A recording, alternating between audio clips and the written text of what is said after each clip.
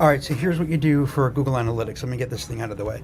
So you're going to go to analytics.google.com, and obviously if you don't have the password, I mean, if you don't have access, you can't get in, but here's what you're going to want to do. So ignore this at the top. This is just a side account that I have. So we're going to come here to admin, and this changes sometimes. So you're going to see, this interface might look a little different, but over here under account access management, you're going to want your name in here, and you're going to do add user, whatever, and it's going to give you options. So I'm already in here, shorthillsdesign.com. I'm already there. But so what you're going to do is under here, you want to have administrator for you. That's what you need to have. For us, for our clients, we're administrators on it too. But, in the sense that we would never remove anybody. If you're concerned, you can do editor for your, if you don't trust your company 100%, which I understand, you can go for editor over there. That'll work.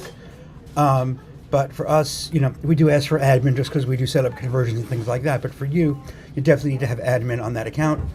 And then ask us, tell them if they're reluctant, to give you access. What you can do is tell them that I was at a webinar. Blame me. Say I was at a webinar, and Dr. David Wank said that we should have access. He's a fellow dentist, and I'm just a dentist. I don't know what anything means, but they said that it was something that we should have, or I'm also in Dentaltown. You could watch my CE on GA4 on Dentaltown, and you can say, if you just have a good excuse, it might be a little more comfortable asking for access and say that.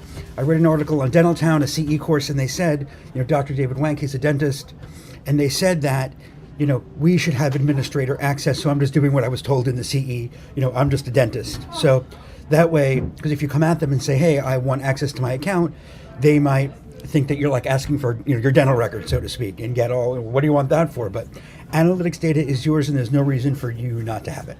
Hope that helps. Let me know if you have any questions.